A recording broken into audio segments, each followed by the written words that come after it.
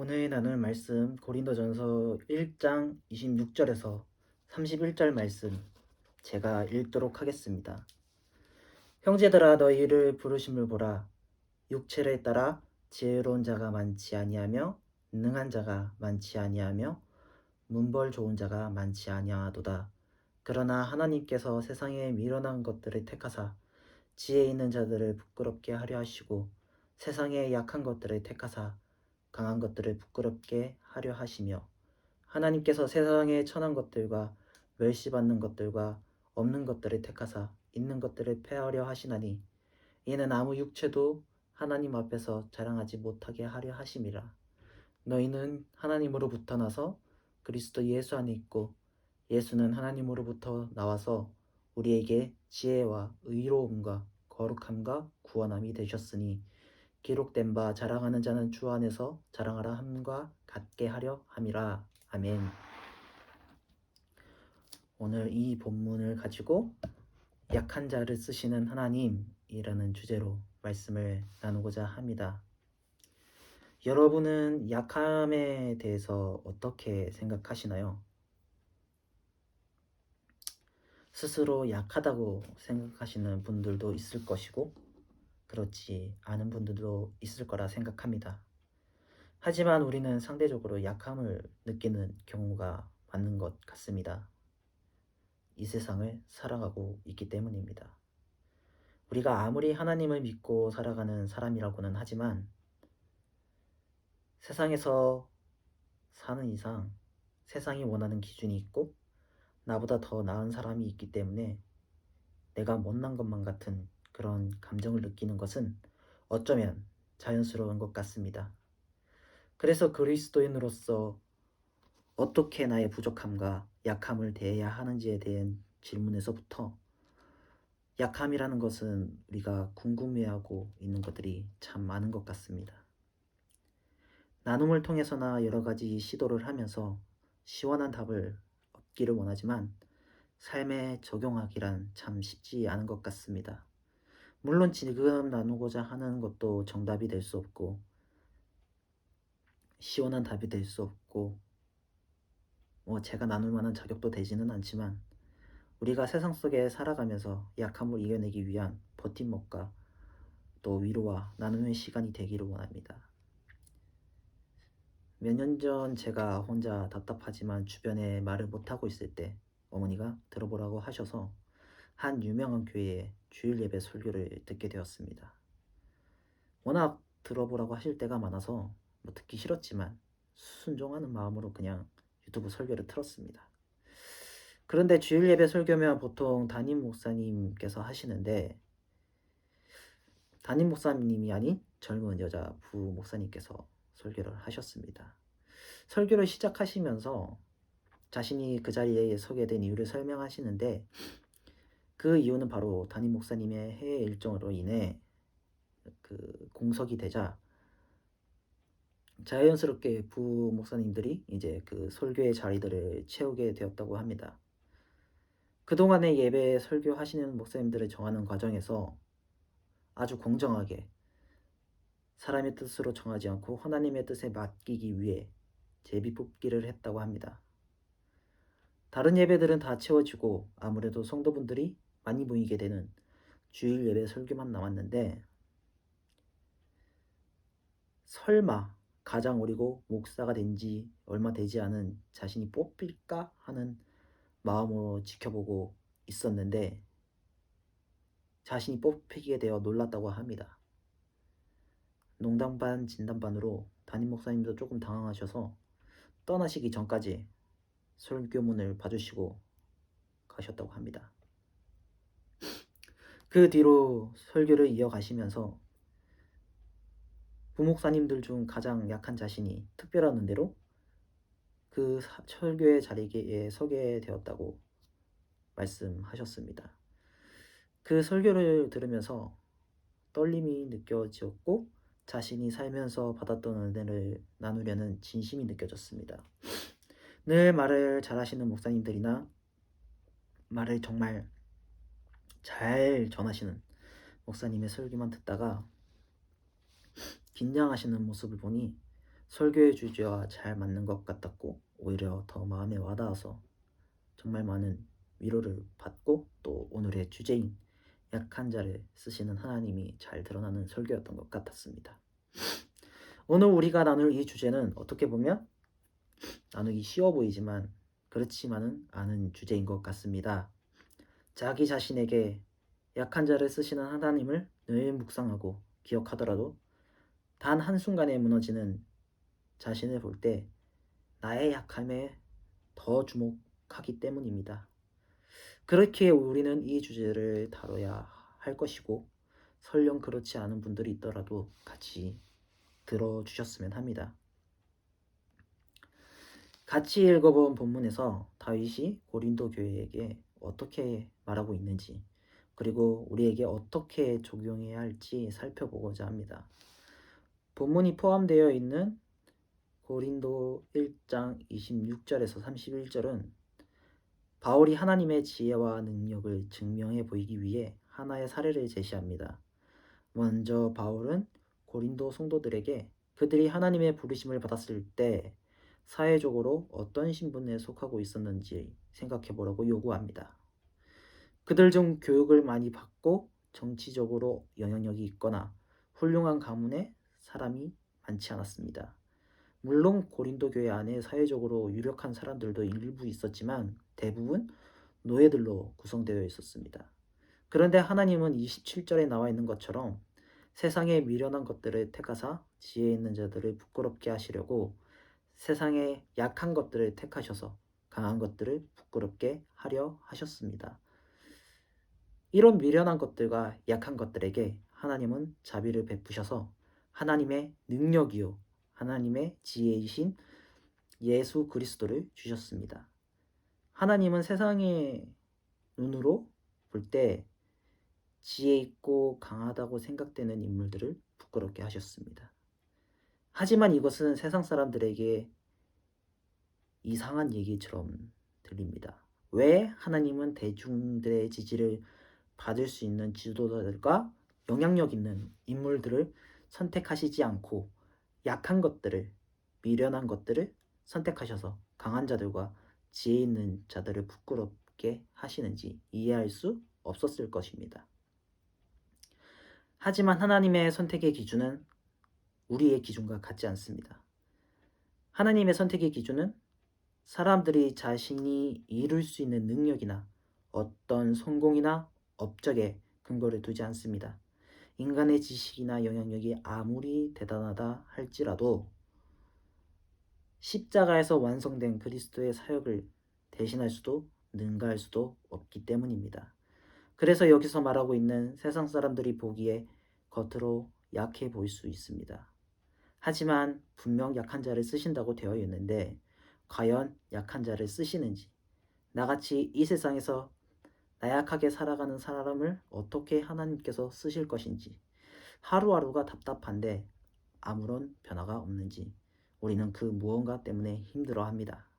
시험과 취업과 건강 그리고 금전적으로 또 힘든 형편과 여러 개인의 어려움에 허덕이고 살아가고 있는데 주변에 비하면 한없이 약해 보이는 우리를 볼 때 어떻게 쓰신다는 걸까요?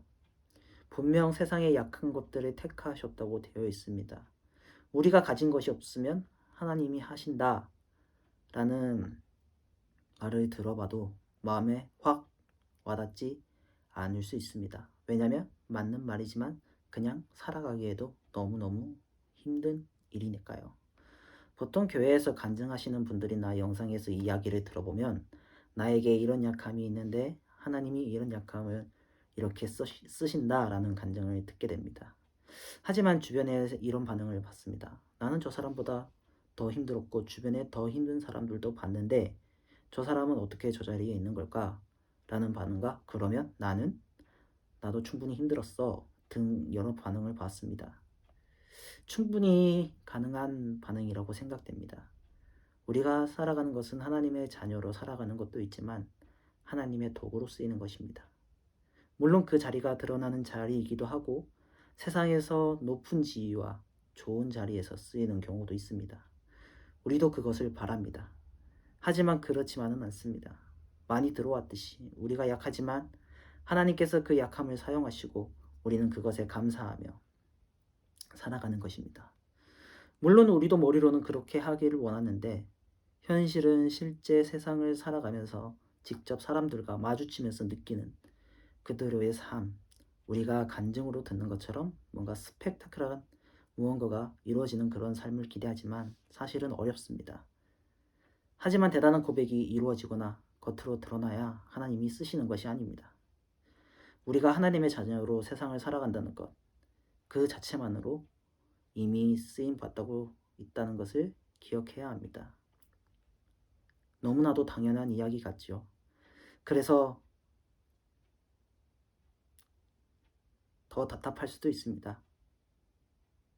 하지만 그럴수록 나는 왜? 라는 생각보다는 앞에서 말하는 사람에게 일하신 하나님이 나의 하나님이심을 인정하는 것이 먼저 되어야 할 것입니다.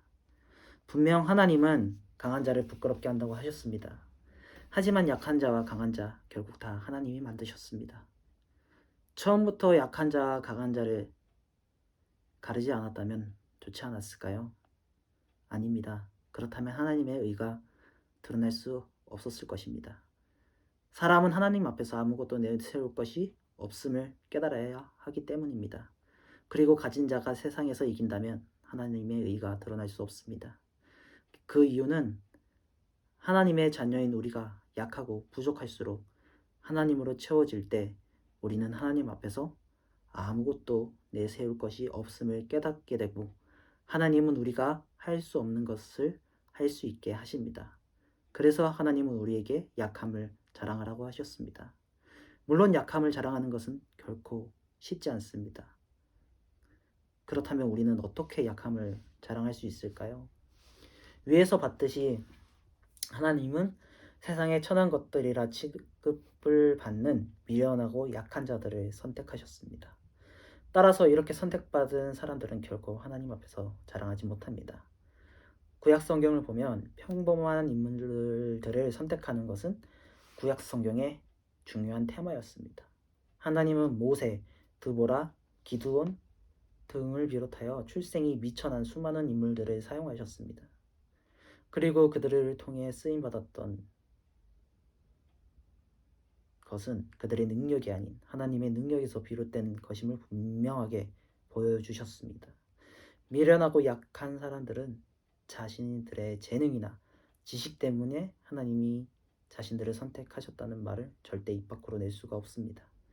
하나님은 세상에서 멸시받는 사람들을 선택하셔서 위대한 인물로 바꾸십니다. 사람들의 재능이나 사회적인 신분 혹은 지식의 해박함의 여부 등은 하나님의 선택과 아무런 상관이 없습니다. 재주와 지혜가 있다고 해서 하나님의 나라에 들어갈 수 있는 것이 아닙니다. 오직 그리스도를 믿는 믿음으로 들어가는 것입니다. 따라서 어느 누구도 자신의 업적이나 공로를 내세워 영생을 보장받았다고 자랑할 수 없습니다. 구원은 전적으로 예수님의 죽으심을 통해 하나님에게서 오는 것입니다. 구원을 얻기 위해 사람이 할 수 있는 일은 아무것도 없습니다. 오로지 예수님이 자신을 위해 이미 완성해 놓으신 그 일을 받아들이는 것입니다. 그런데 하나님께서는 세상의 어리석은 자들과 약한 자들과 천한 것들과 멸시받는 자들과 없는 자들을 택하셔서 하나님의 백성으로 삼으셨습니다. 그래서 지혜 있는 자들과 강한 자들과 있는 것들을 부끄럽게 하시고 패하십니다. 이것은 우리로 하여금 출애굽 사건을 기억하게 하십니다. 여기에 목적이 있습니다. 그것은 아무리 육체라도 하나님 앞에서 자랑하지 못하게 하려 하시고 또한 주님을 자랑하게 하려는 것입니다. 그리스도인들이 존재하는 것은 그리스도 예수 안에서 우리를 구원하신 하나님의 은혜 때문입니다. 그래서 우리를 위해 그리스도께서 하나님의 지혜가 되사 우리를 의롭게 여기시고 거룩하게 하시며 구속하셨습니다. 그러므로 자랑하는 자는 주 예수 그리스도를 자랑해야 합니다. 죄를 위해 그리스도께서 돌아가셨다는 메시지는 믿지 않는 자들의 귀에 어리석기 그지없는 말로 들릴 것입니다. 그들은 자신의 지혜로 궁극적인 진실을 찾을 수 있다고 또는 자신들을 위한 최고의 삶을 만들어낼 수 있다고 믿습니다. 말씀 몇 구절을 나누고자 합니다. 에베소서 3장 7절에서 8절입니다. 이 복음을 위하여 그의 능력이 역사하시는 대로 내게 주신 하나님의 은혜의 선물을 따라 내가 일꾼이 되었노라. 모든 성도 중에 지극히 작은 자보다 더 작은 나에게 이 은혜를 주신 것은 측량할 수 없는 그리스도의 풍성함을 이방인에게 전하게 하시고. 갈라디아서 6장 14절입니다. 그러나 내게는 주 예수 그리스도의 십자가 외에 결코 자랑할 것이 없으니 그리스도로 말미암아 세상이 나를 대하여 십자가에 못 박히고 내가 또한 세상에 대하여 그러하니라. 고린도후서 12장 5절입니다. 내가 이런 사람을 위하여 자랑하겠으나 나를 위하여는 약한 것들 외에 자랑하지 아니하리라. 세상의 것으로 내세울 것이 없어서 불안하신가요? 나의 약함 때문에 원망과 불평도 해보셨나요? 그 어떤 사람도 우리에게 약함에 대해 어떻게 해라, 자랑하라고 함부로 말할 수 없습니다. 그것이 얼마나 힘든 일인지 알고 있기 때문입니다. 하지만 작은 자보다 더 작은 나에게 주신 은혜, 그리고 십자가, 내 삶을 되돌아봐도 약한 것밖에 자랑할 것이 없지만 그 약한 우리를 쓰신다는 것을 자랑할 수 있음에 감사할 수 있었으면 좋겠습니다. 저에게는 동생이 있는데 이 동생은 저에게 있어 아주 특별한 동생입니다. 이 동생이 아주 특별한 이유가 뭔가 특별하다고 해서 뭔가를 잘해서 키 크고 잘생겨서가 아닙니다. 다른 사람들이 보기에는 좀 다릅니다. 제 동생은 장애가 있습니다. 언어장애, 지적장애 1급을 가지고 있습니다. 이제 장애 등급 재심사를 받으러 가라고 해서 받으러 가면 1분도 채 걸리지 않습니다. 심사를 진행할 수도 없기 때문입니다.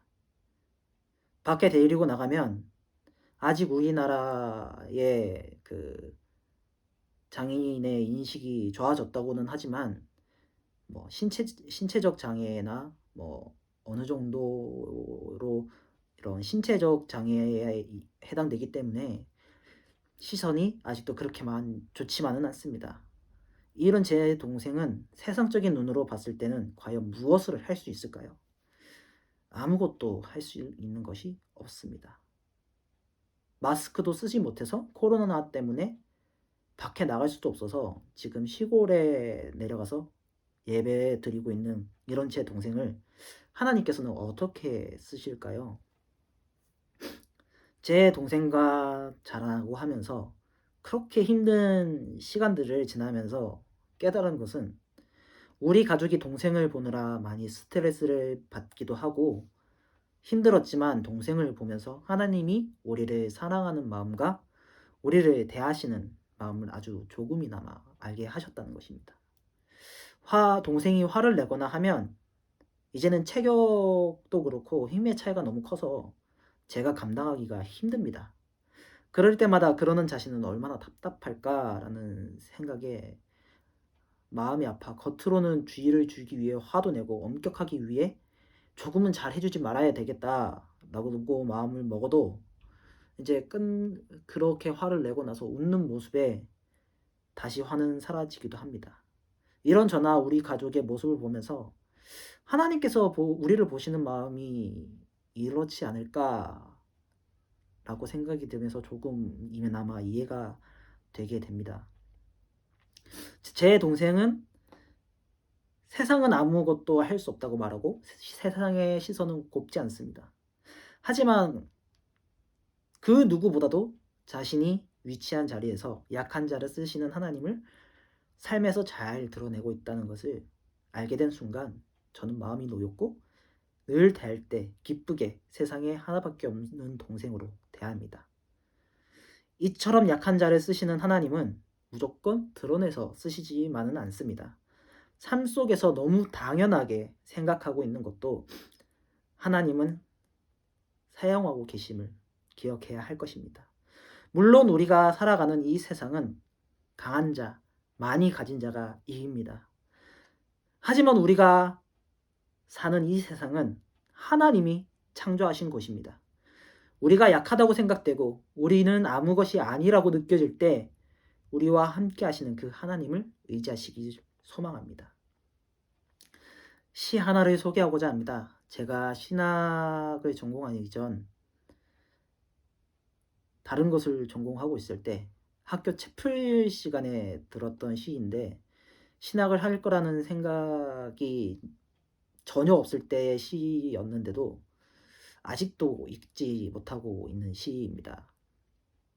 나는 축복받은 사람입니다 라는 제목의 시입니다. 읽어드리겠습니다. 큰 일을 이루기 위해 힘을 주십사 하나님께 기도했더니 겸손함을 배우라고 연약함을 주셨습니다. 많은 일을 해낼 수 있는 건강을 구하였더니 보다 가치 있는 일을 하라고 병을 주셨습니다. 행복해지고 싶어 부유함을 구하였더니 지혜로워지라고 가난을 주셨습니다. 세상 사람들의 칭찬을 받고자 성공을 구했더니 뽐내지 말라고 실패를 주셨습니다. 삶을 누릴 수 있는 삶 그 자체를 선물로 주셨습니다. 구한 것 하나도 주시지 않았지만 내 소원 모두를 들어주셨습니다. 나는 가장 많은 축복을 받은 사람입니다. 이 글은 작가 미상의 뉴욕대 부속병원 재활센터 벽에 걸려있는 시라고 합니다. 자신이 구한 것을 받지 못했고 세상의 시선으로 보기에는 약한 모습이지만 자신의 가장 많은 축복을 받은 사람이라고 고백하고 있습니다. 이분의 고백처럼 우리가 세상적으로 구한 것을 다 받지 못할 수 있고 약한 뜻 때문에 힘들 수 있습니다. 하지만 우리가 부족하고 약할수록 그것을 채우셔서 우리를 사용하시는 그 하나님을 보기를 우리가 소망합니다. 그리스도인이란 주께서 원해서 부르신 자들입니다. 그게 바로 우리입니다. 하나같이 약하고 한심할 때가 많지만 주님이 원하시는 존재가 바로 우리입니다. 저는 이 부분이 위로가 됩니다. 과거에는 늘 왜 나의 이런 연약한 부분을 허락하셨는지에 대한 것과 내가 봐도 답답한데 하나님은 얼마나 더 답답할까라는 생각을 했습니다. 하지만 이제 조금이나마 나이가 들면서 깨닫게 되는 것은 주님의 사랑은 나의 약함과 별개라는 것입니다. 우리가 어떤 모습이든 주님은 우리를 원하시고 늘 함께 하실 것이라는 사실을 아무리 생각해도 참 감사한 일입니다. 우리가 어떤 일을 해도 주님의 사랑을 덜하게 할 수 없습니다. 우리가 어떤 일을 어떤 헌신을 하던 주님의 사랑을 더하게 할 수도 없습니다. 그 이유는 우리를 향한 주님의 사랑이 지금 그대로 완전한 것이기 때문입니다. 내가 보이기에도 약해 보이는 나를 주님은 과거에도 지금도 영원히 원하십니다. 약함은 우리의 잘못이 아닙니다. 약함을 원해서 얻게 되는 사람은 없으니까요. 하지만 그것을 어떻게 받아들이느냐에 따라서 삶에서 드러나는 우리의 각자의 약함은 달라질 것입니다. 수없이 나를 깎아내리는 삶을 살아갈 것인지 아니면 내가 약할수록 하나님이 채우셔서 삶 가운데 역사하신다는 것을 믿고 나아갈지 그것은 우리가 어떻게 하느냐에 따라 달라질 것입니다. 너무나 당연한 이야기처럼 느껴질 수 있습니다. 그러나 신앙생활을 하면서 그 선택의 기로에 서 있다면 더 당당하게 세상의 것을 가진 사람과 자신을 비교하면서 눈물 흘리지 말고 누군가에게 우리의 모습을 통해 그리스도인 된 모습으로 인해 약한 자를 쓰시는 하나님의 모습을 드러낼 수 있다면 세상이 줄 수 없는 가장 큰 것을 가진 자가 될 수 있을 것이라 믿습니다. 그런 믿음을 가지고 어떤 일이 다가오더라도 약한 나의 모습을 바라보면서 무너지는 것이 아닌 하나님을 의지하고 나아가는 우리가 되기를 소망합니다.